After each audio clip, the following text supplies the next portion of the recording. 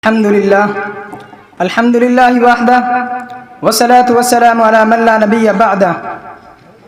Mr. President, teachers, students and all the guests, the year is 610. The date is the 10th of August.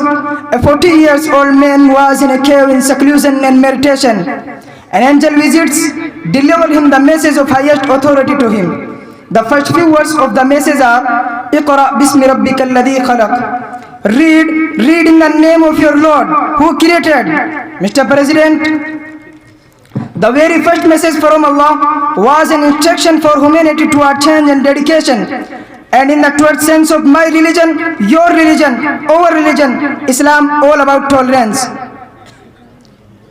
Have you forgotten the pagan practice of burying of the daughters? Who abolished this practice? Mr. President, who? We did, because we were educated as per instruction from our Lord. How can anyone say that education aims at anything besides tolerance?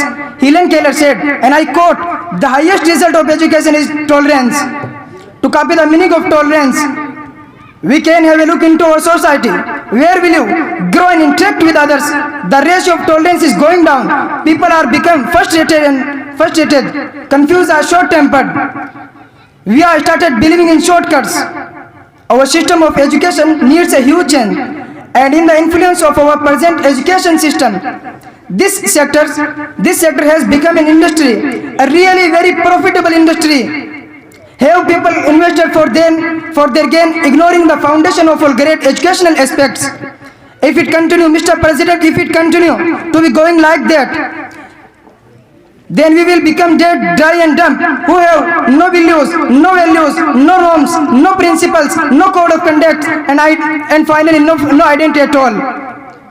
Can we forget what happened in Kathua, Dadri, Hathras? Mr. President, does this education system of our aims to develop the tolerance? Can we compare ourselves with our ancestors? I think we cannot. Mr. President, we cannot. Because we are the products of this business-oriented education system. Here I conclude my speech.